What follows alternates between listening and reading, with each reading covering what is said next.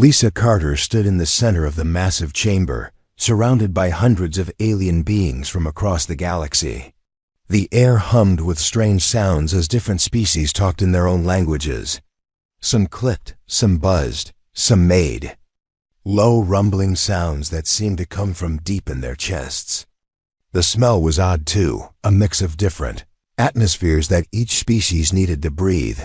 She had been humanity's voice in this place for 12 years.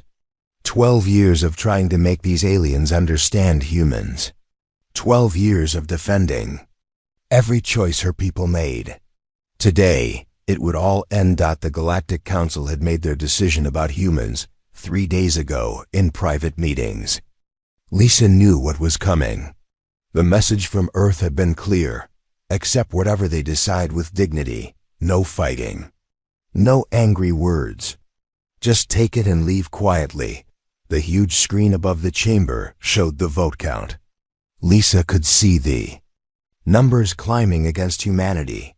Species after species pressed their voting buttons. The Zeltharians voted against humans. So did the Corvan. The hegemony worlds voted against them too. Even species that humans had helped and saved over the years voted to kick them out. Lisa thought about all the times human ships had rushed to help when disasters struck alien worlds. When the plague hit the Sebacean colonies, human doctors had worked for months to find a cure. When pirates attacked the Outer Rim territories, human warships had fought them off. When earthquakes destroyed cities on Altair Prime, human engineers had rebuilt them stronger than before. None of that seemed to matter now. Ambassador Zareth of the Zeltharian Empire stood up at the head of the chamber. His crystal-like skin caught the light and threw rainbow patterns on the walls around him. He was tall, even for his species, and his 4 arms moved in the formal gestures that meant he was about to speak for the whole council. The vote is complete, Zareth announced. His voice came through the translation system in perfect English, but Lisa could hear the coldness in it. By a count of 847 votes in favor, 3 votes against, the motion passes. The human species is hereby expelled from the Galactic Council. The chamber erupted in sounds. Some aliens cheered. Others made approval noises in their own ways. A few sat quietly, but Lisa could see they were not unhappy with the result. Zareth raised one of his 4 hands for silence. The charges against humanity are serious and cannot be ignored. Excessive use of force in dealing with conflicts. Breaking the Concordat of non-interference on 17 separate occasions. Endangering civilian populations during military operations. Most recently, the incident at Kepler Station, where human forces destroyed an entire pirate fleet without attempting negotiation first. Lisa wanted to laugh, but she kept her face calm. Negotiation with pirates who had just killed 3,000 innocent people. The Coven had wanted humans to sit down and talk with murderers while more ships full of families were being attacked, but saying that now would not help anyone. The human species has 30 standard days to remove all presence from space beyond your home system, Zareth continued. All human colonies, stations, and military installations must be evacuated. Any human vessels found beyond the Sol system after that time will be treated as hostile. Lisa felt eyes on her from all around the chamber. Some aliens looked satisfied. Others seemed curious about how she would react. A few, very few, looked sorry about what was happening. The Andalite delegation looked down at their desks. They had been friends to humanity, but even they had not voted to keep humans in the council. She thought about the speech she had prepared. 3 pages of careful words about friendship and cooperation. About how humans had always tried to do what was right, even when it was hard. About how they had bled and died protecting aliens who were now throwing them out. She had practiced, if for hours, making sure every word was perfect. Instead, Lisa simply nodded once. She gathered the data pads from her desk, put them in her case, and stood up. The chamber fell quiet as hundreds of alien eyes watched her. She walked toward the exit without saying a word. Her footsteps echoed in the sudden silence. Behind her, she could hear the alien starting to talk again, but she did not look back. At the door, she paused for just a moment and glanced over her shoulder at the chamber where she had spent so many years fighting for her people. Then she left, and the great doors closed behind her with a soft sound. On Earth, Admiral Ben Taylor sat in the war room deep under the Pentagon. The walls around him showed screens with information from across human space. Ship positions, colony reports, military status updates. Everything humans had built beyond their home system was displayed here. The message from Lisa had arrived an hour ago, just 5 words. It is done. Protocol 7. Ben looked around the table at the other military leaders. General Patricia Hayes commanded the ground forces. Admiral John Mitchell ran the Space Navy. Director Frank Moore handled intelligence operations. They had all been waiting for this day, even though they had hoped it would never come. "Gentlemen, ladies," Ben said quietly. "Begin the recall." Patricia leaned forward. "All of it, sir?" "Even the deep space stations, everything," Ben confirmed. "Every ship, every station, every piece of equipment more advanced than a farming tool. If we built it, we take it. If we cannot take it, we destroy it." John pulled up a holographic display, showing human space. Red dots marked colonies. Blue dots showed military bases. Green dots were civilian stations and research facilities. There were thousands of them, scattered across hundreds of light years. "The logistics alone will be enormous," John said. "We have over 200 colonies to evacuate. 50 major stations, 15 major shipyards, and that is just the big stuff." "How long?" Ben asked. Frank checked his data pad. "If we push hard and use every available ship, we can do it in 3 weeks. But that means leaving behind anything that cannot be quickly moved." "No," Ben said firmly. "We take it all. Every bolt, every wire, every computer core. I do not want to leave these aliens so much as a screwdriver that they can study and copy." Patricia looked surprised. "Sir, that seems a bit harsh. Many of these species have been our friends." Ben brought up a new display showing the vote count from the council. 847 to 3, Patricia. "Where were our friends when the vote was taken? The Andalites abstained rather than support us. The Sabaceans we saved from plague voted against us.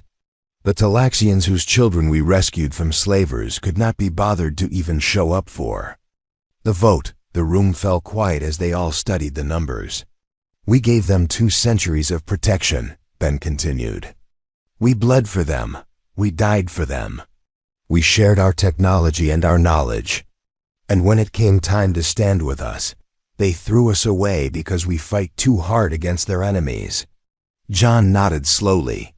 "What about the colonies that want to stay? Some of our people have lived out there for generations." "Their choice," Ben replied. "But if they stay as individuals. No human technology, no human weapons, no human support. They will be on their own, subject to whatever local government takes over."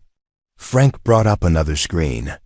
"Sir, we should also consider that some aliens might try to interfere with the evacuation. If they think we are removing valuable technology ... double quotes. Let them try," Ben said coldly. "We are not members of their council anymore. We do not have to follow their rules. Any alien ship that interferes with our evacuation will be destroyed." The others around the table exchanged glances. They had never heard Ben speak with such cold anger before. "Send the message to all human installations," Ben ordered. "Full evacuation. Silent departure. Bring everything home." As the coded messages went out across human space, the galaxy was about to learn what it meant to lose humanity's protection. They just did not know it yet. Captain Helen Brooks stood on the bridge of the cargo ship Unity, watching as the last transport vessels docked with Sanctuary Station. The massive space station had been humanity's pride for 53 years. It floated in the darkness between star systems, serving as a trading post, refueling station, and safe harbor for human ships traveling the deep space routes. Now it was being stripped bare in just 18 days. "Ma'am, the engineering teams report they have removed the last of the fusion reactors," said Lieutenant Paul Stevens. He was sweating despite the cool air on the bridge. Everyone was working double shifts to meet the evacuation deadline. "The power grid is running on backup batteries only." Helen nodded and checked her status board. Every critical system had been removed from the station.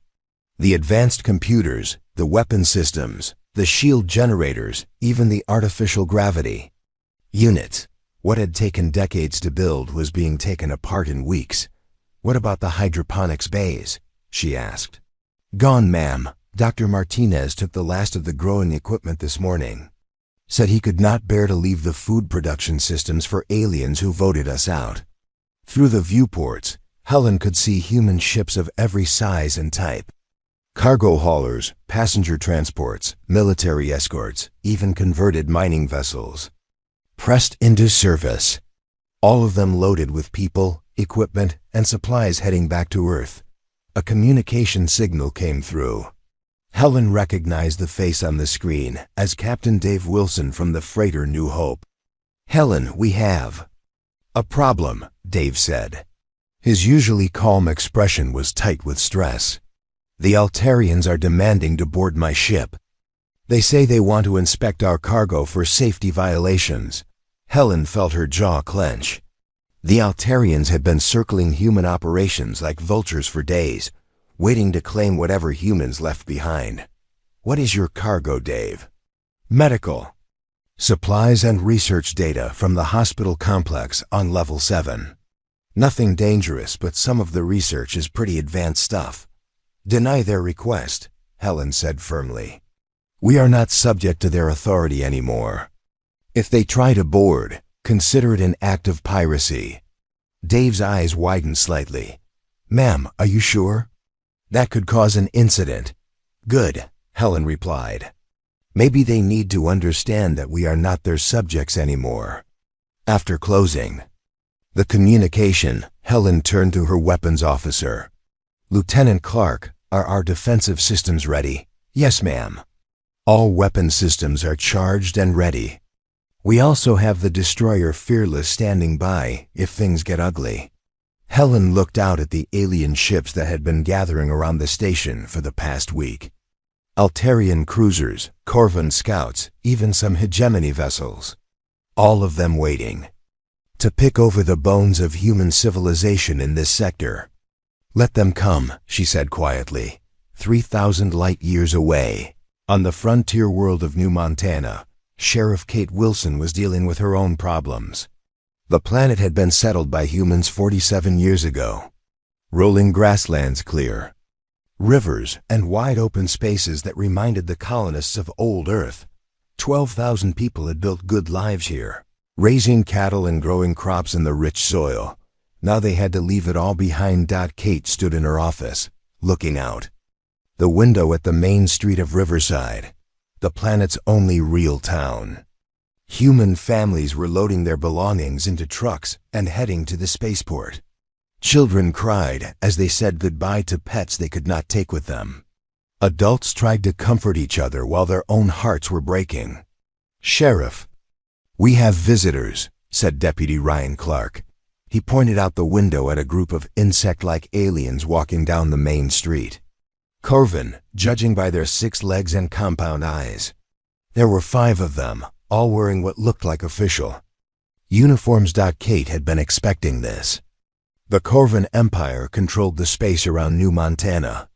With humans gone, the planet would fall under their authority. "What do they want, Ryan?" "They say they are here to discuss the orderly transfer of human property and infrastructure." Ryan spat into the wastebasket beside his desk. "Sounds like they want to catalog everything we are leaving behind." Kate put on her hat and checked her sidearm. "Come on, let us go talk to them." The Corvan leader was tall for his species, nearly 6 feet high when standing on his rear legs. His translator box spoke in mechanical English. I am Administrative Official Klex. I am here to inventory human assets that will remain on this world. There will not be any, Kate said simply. Klex's compound eyes focused on her. That is not possible. Your structures, your farming equipment, your power grid, these things cannot be removed. Kate smiled, but it was not a friendly expression. Watch us. She led the aliens down the main street, pointing out the preparations. The power plant was being dismantled, with all the advanced components loaded onto cargo trucks. The communications array was already gone, taken apart piece by piece. Even the irrigation systems for the farms were being dug up and packed away. Your medical facility, Klex said, pointing at the hospital. Surely you cannot remove an entire building. The building stays, Kate agreed. Everything inside it is leaving. Medical equipment, computers, drug manufacturing systems, even the beds. You can have 4 empty walls and a roof. The Corvin made agitated clicking sounds. This is wasteful. These resources could benefit the local population. What local population? Kate asked. The only people who live here are humans, and we are all leaving. If you want to colonize this world, bring your own stuff. At the spaceport, the scene was organized chaos. Transport ships landed, loaded with people and cargo, and took off again in a continuous cycle. Captain Jerry Martinez supervised the loading of the last group of colonists. Families with everything they could carry, farmers with seeds and tools, doctors with medical supplies. Sheriff Wilson, Captain Martinez called out as Kate arrived. We are ready for the final group. That includes you and your deputies. Kate looked back at the town she had protected for 8 years. The empty buildings, the abandoned farms, the life her people had built from nothing. What about the Corvin delegation? What about them? Martinez asked. They are not our problem anymore. They want to stay and take inventory of what we leave behind. Martinez checked his watch. They have 2 hours before we finish the atmospheric processors. After that, the air in the buildings will not be breathable for humans anymore. If they want to stay and count empty rooms, that is their choice. Kate raised an eyebrow. The atmospheric processors. Standard procedure, Martinez said with a slight smile. When we evacuate a colony, we take all life support equipment with us. The Corvin breathe a different atmosphere than humans. They will need to bring their own air systems if they want to use these buildings. 2 hours later, the last human transport lifted off from New Montana. Kate watched through the viewport as her world fell away below. The Corvin delegation was still on the surface, probably just beginning to understand that humans had taken everything that made the colony work. Back at Sanctuary Station, Helen was watching a similar scene play out on a much larger scale. The massive station that had been a hub of activity for decades was now just an empty shell. No power except emergency batteries. No life support beyond basic air circulation. No weapons, no shields, no advanced technology of any kind. The alien ships that had been waiting so eagerly were now keeping their distance. Whatever they had expected to claim, it was not this hollow structure drifting in space. Ma'am, incoming message from Admiral Taylor on Earth. Lieutenant Stevens reported. Helen nodded. Put him through. Admiral Taylor's face appeared on the main screen. Behind him, she could see the organized activity of Earth's Naval Command Center. Captain Brooks, what is your status? Station evacuation is complete, sir. All personnel and equipment are aboard transport vessels. We are ready to begin final departure sequence. Any interference from local aliens? Helen glanced at her sensor. Display showing the alien ships. They tried to board some of our vessels, sir. We convinced them it was not a good idea. Excellent. Begin your journey home, Captain. You and your people have done good work. As the last human ships departed. Sanctuary Station, Helen felt a mix of sadness and pride. Sadness for what they were leaving behind. Pride in how her people had handled an impossible situation with dignity and strength. The galaxy wanted humans gone? Fine, but they would take everything human with them. Let the aliens figure out how to keep the peace without human protection. Let them learn what they had really lost when they voted to throw humanity away. The exodus was complete. Now the real test would begin. Admiral Chun Vos of the Hegemony Third Fleet stared at the tactical display in his command center. 3 red blips moved across the star map, heading straight for the shipping lanes near Vega Prime. Pirates, the same kind of raiders that had been terrorizing merchant vessels for the past 4 months. "Sir, the merchant convoy is requesting immediate assistance," reported his communications officer. "They have 47 civilian ships loaded with food supplies for the outer colonies." Chun studied the display. The pirate fleet consisted of at least 12 warships, all heavily armed. His own force had 8 ships, but they were designed for exploration and patrol duties, not heavy combat. The pirates had been getting bolder and more aggressive since the humans left. "How long until we can reach the convoy?" Chun asked. 18 hours at maximum speed, sir." Chun closed his eyes. 18 hours. The pirates would hit the convoy, take what they wanted, and disappear into the asteroid fields long before his ships arrived. Just like they had done 6 times in the past 2 months. "Send a message to Council Fleet Command," he ordered. "Request immediate reinforcement for anti-piracy operations in the Vega sector." His aide looked uncomfortable. "Sir, Command says all available forces are already deployed.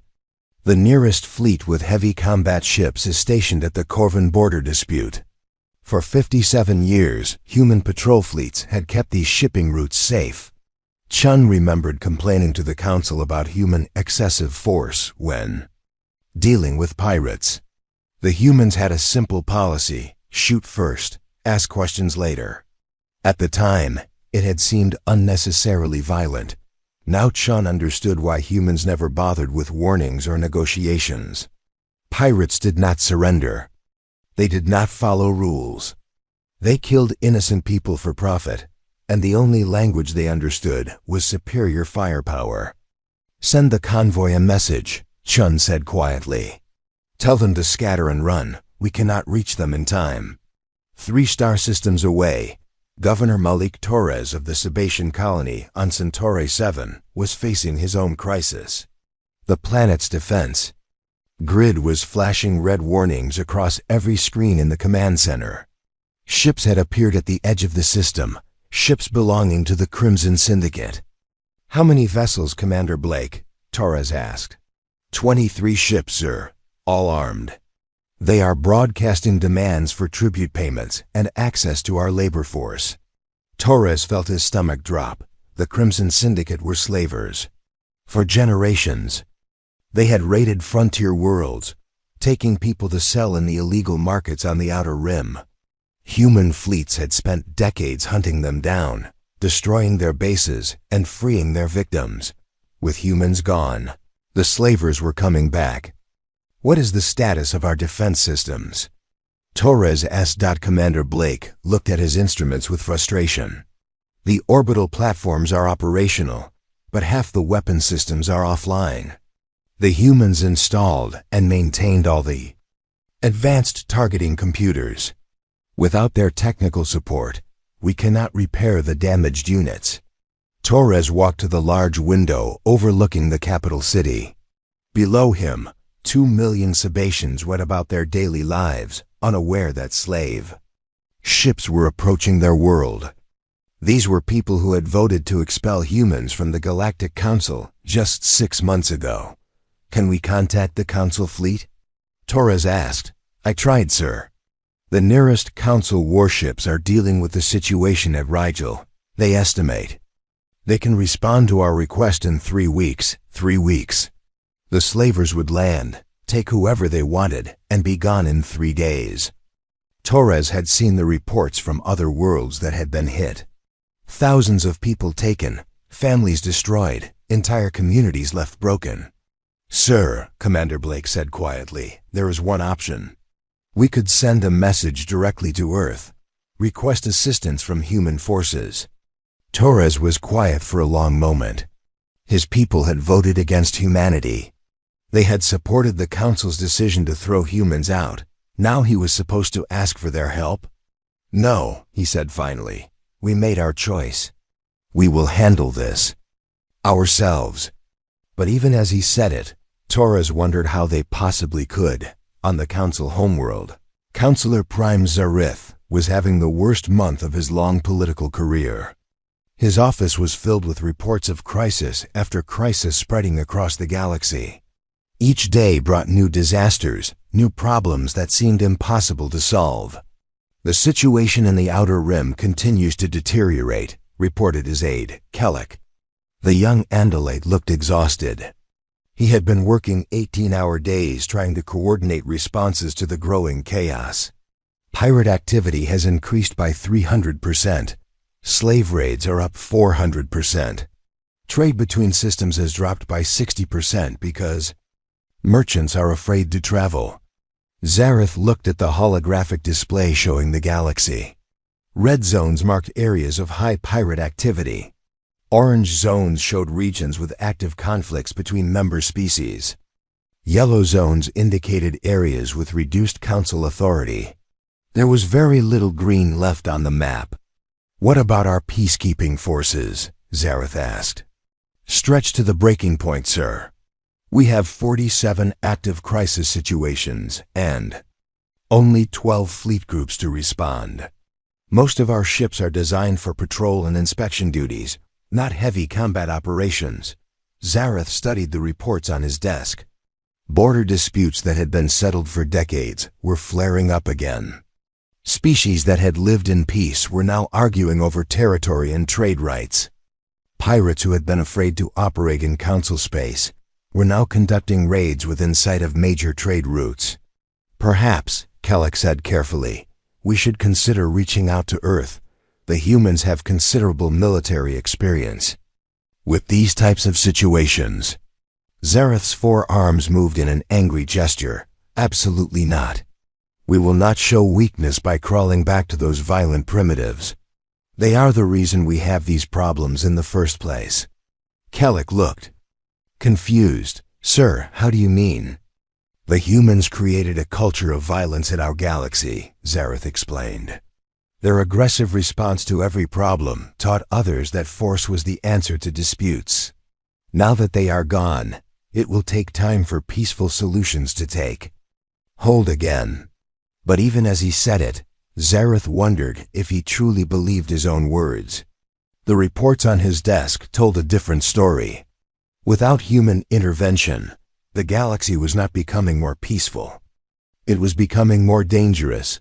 On the bridge of the cargo ship Prosperity, Captain Nick Cooper was learning the same lesson the hard way. His ship was carrying medical supplies to a plague-stricken world in the Altair system when pirates appeared. On his sensors, Captain, 3 ships approaching fast, reported his navigator. They are not responding to our identification signals. Cooper checked his ship's defensive systems. The Prosperity was a civilian vessel with minimal weapons. Against 3 pirate ships, they would not stand a chance in a fight. Send a distress call on all frequencies, Cooper ordered. Request immediate assistance from any council forces in the area. Sir, I am not picking up any council ships within 6 hours of our position. Cooper thought about the old days when human patrol fleets covered these routes. A distress call would have brought help within minutes. Human warships had been everywhere, keeping the space lanes safe for civilian traffic. Captain, his communications officer called out, the pirate ships are demanding we stop and prepare to be boarded. Cooper looked at his crew. 12 good people who just wanted to deliver medicine to 6 civilians. Do we have any choice? Sir, we could try to run. Our engines are pretty fast. Cooper shook his head. They would catch us and be angry about the chase. That would make things worse. For everyone. He opened a channel to the pirate ships. "This is Captain Cooper of the merchant vessel Prosperity. We are carrying medical supplies. We will comply with your instructions." As the pirates boarded his ship and took whatever they wanted, Cooper thought about how different things had been when humans patrolled these routes. Pirates had been afraid to operate openly. Merchants could travel safely. The galaxy had seemed like a civilized place. Now, only 6 months after the humans left, everything was falling apart. The Council had wanted to get rid of the violent humans who always solved problems with force. Instead, they had created a galaxy where force was the only thing that mattered, and they no longer had enough of it to protect their own people. The humans had not been the problem, Cooper realized. They had been the solution, and now they were gone. Commander Alex Porter stood on the bridge of the UE's Defiance, watching the tactical display that showed chaos spreading across known space. The ship was one of the newest vessels in Earth's fleet, built during the 2 years since humanity's return to Sol system. Unlike the older ships that had served in galactic space, the Defiance carried weapons and technology that no alien had ever seen. "Sir, we are receiving another distress signal," reported Communications Officer Maria Santos. "That makes 23 this week." Alex studied the message details on his screen. "Source and nature of emergency? Rigel colony, sir. Slavers hit. 3 settlements in the outer system. They are requesting immediate military assistance from any available forces." Alex looked at the star chart, showing Rigel's location. It was deep in what used to be human-protected space, now completely abandoned to whatever forces chose to operate there. "Any Council ships responding?" "Negative, sir. Nearest Council fleet is engaged with border conflicts in the Corvin sector. Estimated response time is 4 weeks. 4 weeks. Alex knew that slavers could hit a dozen more worlds in that time. The Rigel colonists would be long gone, sold in illegal markets on the Outer Rim, before any help arrived. "Signal received and logged," Alex said finally. "Continue monitoring." Maria looked surprised. "Sir, we could reach Rigel in 6 hours. The Defiance could handle any slaver fleet operating in that region." Alex turned away from the display. "We are not members of the Galactic Council, Officer Santos. Their problems are not our problems anymore." But even as he said it, Alex felt the weight of those 23 distress calls. 23 desperate pleas for help that Earth was choosing to ignore. On Earth, President Susan Mitchell sat in the Oval Office, reading intelligence reports that painted a grim picture of galactic affairs. The galaxy beyond Sol system was collapsing into chaos faster than anyone had predicted. "The situation is worse than our most pessimistic projections," reported Intelligence Director Frank Moore. "Pirate activity has increased by 600%. 47 worlds have reported slaver raids in the past month. 3 different wars have broken out between Council member species. The entire Outer Rim is essentially lawless territory now." President Mitchell studied the holographic display showing the galaxy. What had once been orderly, peaceful space under human protection was now a patchwork of conflict zones and criminal territories. "Any requests for assistance from the Council?" she asked. "None, ma'am. Counselor Prime Zareth continues to insist that the Council can handle the situation without human interference. His public statements blame the current crisis on the destabilizing influence of human military culture." General Patricia Hayes leaned forward in her chair. "Ma'am, we have the capability to restore order to those regions within months. Our new fleet is more advanced than anything we had when we served with the Council. We could end the pirate threat, shut down the slave trade, and establish peace in the troubled sectors." President Mitchell was quiet for a long moment. Through her office window, she could see the peaceful streets of Washington. Earth had become an island of stability in a galaxy torn apart by violence and chaos. "What would be the cost?" she asked. "Militarily minimal," General Hayes replied. "Our technology advantage is overwhelming. Politically, it might send the wrong message. If we intervene without being asked, it could look like we are trying to force our way back into galactic affairs. Frank Moore pulled up another report. There is also the question of precedent, ma'am. If we respond to these crises, we become responsible for maintaining galactic peace again. Are we prepared for that commitment? President Mitchell thought about the thousands of distress calls that had reached Earth over the past months. Desperate pleas from worlds under attack, colonies being raided, merchant ships calling for help as pirates closed in. Each one represented real people in real danger. Continue monitoring the situation, she decided. But no direct intervention. Unless formally requested by the Council. They made their choice. They need to live with the consequences. Deep in Council space, the consequences were becoming impossible to ignore. On the mining world of Kepler Prime, Administrator Carl Johnson was watching his worst fears come true. The planet's automated defense systems were failing one by one, and there was no one left who understood how to fix them.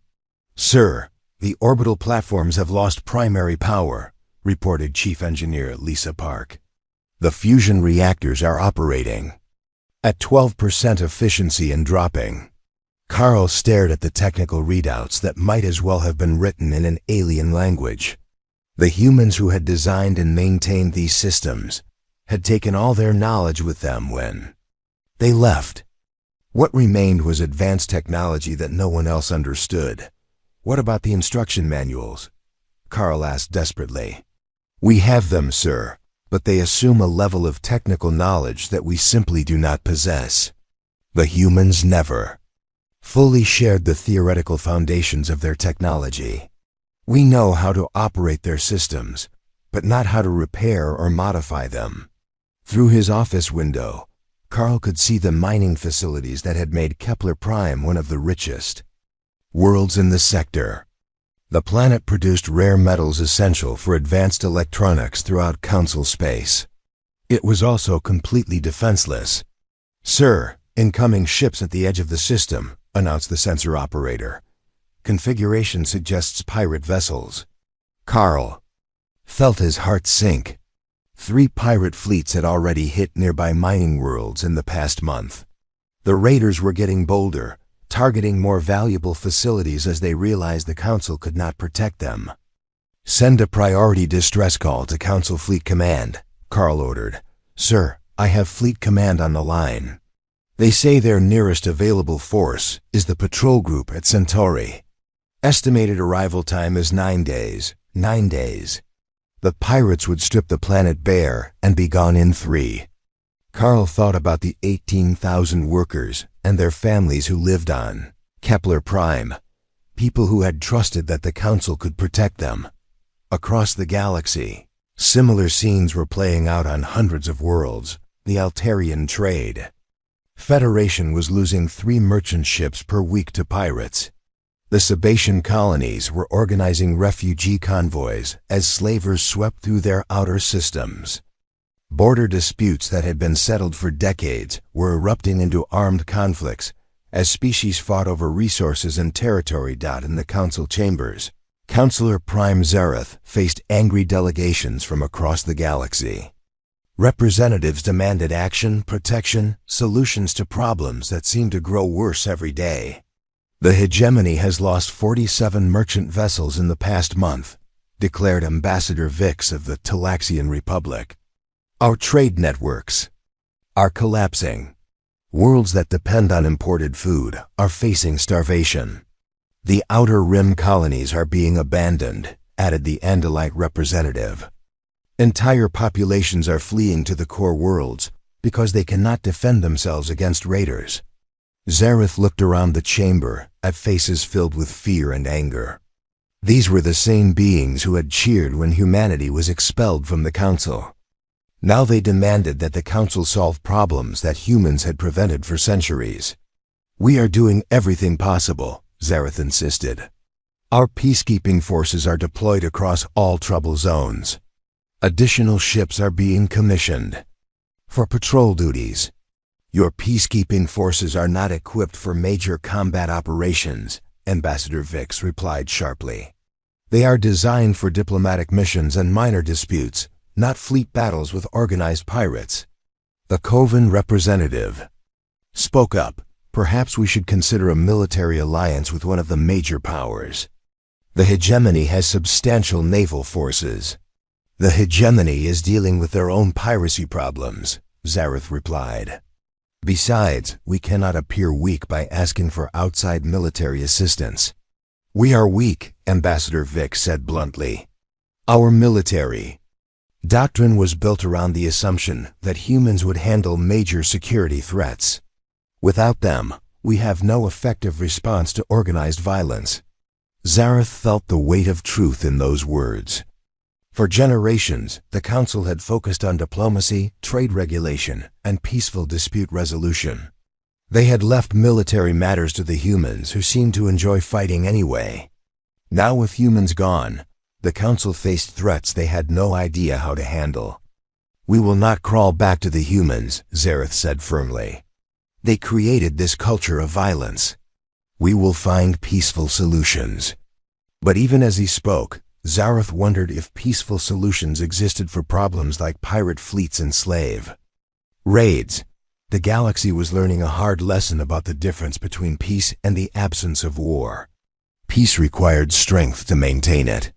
Without that strength, there was only chaos.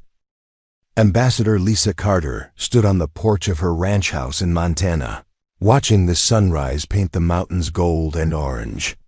3 years had passed since she walked out of the Galactic Council chambers for the last time. 3 years of peace and quiet, raising horses and enjoying retirement, far from the politics of alien species. The communication device on her kitchen table had been silent for months. Today it was flashing with an urgent priority signal. Lisa picked up the device and activated the holographic display. The face that appeared was older and more tired than she remembered. Counselor Prime Zareth looked like he had aged a decade. In 3 years, Ambassador Carter, Zareth began. His usual proud bearing was gone, replaced by something that looked almost like humility. I speak for the Galactic Council in formally requesting Earth's assistance with the current crisis. Lisa set down her coffee cup and studied the alien leader who had once voted to throw her people out of the galaxy. What kind of assistance, Counselor? Zareth's 4 arms moved in what Lisa recognized as a gesture of supplication. The situation has become unmanageable. Pirate fleets control half the outer rim. Slave raids have increased by 800%. 3 wars are currently being fought between member species. Our peacekeeping forces are completely overwhelmed. That sounds like a council problem, Lisa said calmly. We are formally requesting the restoration of humanity's full council membership, Zareth continued, his voice strained. All previous rights and territories would be returned. We also request immediate deployment of human peacekeeping forces to restore order in the affected sectors. Lisa was quiet for a long moment, watching Zareth's face on the display. She could see the desperation there, the fear of a leader whose civilization was falling apart around him. I am retired, Counselor, she said finally. You will need to make that request through official channels. After ending the communication, Lisa walked back to her porch and sat in her favorite chair. The mountains were peaceful in the morning light. No alien ships, no crisis meetings, no desperate pleas for help. Just quiet and calm. But she knew that peace would not last much longer, on Earth. President Susan Mitchell sat in the Situation room, surrounded by her military and intelligence advisors. The formal request from the Galactic Council had arrived through diplomatic channels 6 hours ago. The document was 12 pages long and filled with legal language, but the basic message was simple. Please come back and save us. What are our options? President Mitchell asked. General Patricia Hayes pulled up a holographic display showing human military capabilities. We have 47 new warships completed, with 15 more under construction. all equipped with technology at least 20 years ahead of anything the aliens have seen. We could restore order to the affected sectors within 6 months. Intelligence Director Frank Moore added his assessment. The galaxy is in complete collapse, ma'am. Without intervention, we estimate that civilized space will shrink by 70% within the next 2 years. Billions of civilians are at risk. President Mitchell studied the reports on her desk. 3 years of monitoring galactic affairs had shown her exactly what happened when humans stopped keeping the peace. The galaxy had learned the hard way that peace was not a natural state of affairs. It had to be built and maintained by those strong enough to defend it. What would be our conditions for returning? She asked. Secretary of State Robert Clark spoke up. Full acknowledgement of the Council's error in expelling us. Guarantee of human autonomy in future peacekeeping operations. And permanent seats on the Council Security Committee with veto power over military decisions. In other words, President Mitchell said, we want to make sure this never happens again. Exactly, ma'am. President Mitchell looked around the room at her advisors. These were good people who had watched 3 years of galactic chaos while Earth remained safe and prosperous. They knew what the right thing to do was, even if it meant taking responsibility for aliens who had thrown them away. Draft our response, she decided. We will consider limited humanitarian interventions on a case-by-case basis. Full reinstatement requires the conditions Secretary Clark outlined, plus formal guarantees of human authority in military matters. 2 days later, the Galactic Council met in emergency session. Counselor Prime Zareth read Earth's response to the assembled representatives. The chamber was quieter than Lisa Carter had ever seen it during her years as ambassador. The humans are demanding significant concessions, declared the Corvin representative. Veto power over military decisions, permanent security seats. This gives them more power than they had before. Because they deserve it, replied Ambassador Vix of the Talaxian Republic. They tried to warn us this would happen. We threw them out anyway. Now we need them back. The Andalite representative stood up. My people have lost 37 colonies to pirates and slavers. We cannot protect ourselves. If humans want guarantees of military authority, give them whatever they ask for. Zareth looked around the chamber at faces filled with exhaustion and fear. These were the survivors of 3 years of chaos. Half the original council members had already withdrawn from galactic affairs, retreating to their home systems for protection. The vote was unanimous for the first time in decades. 1 week later, Captain Helen Brooks stood on the bridge of the UEs of Retribution, flagship of the new human fleet.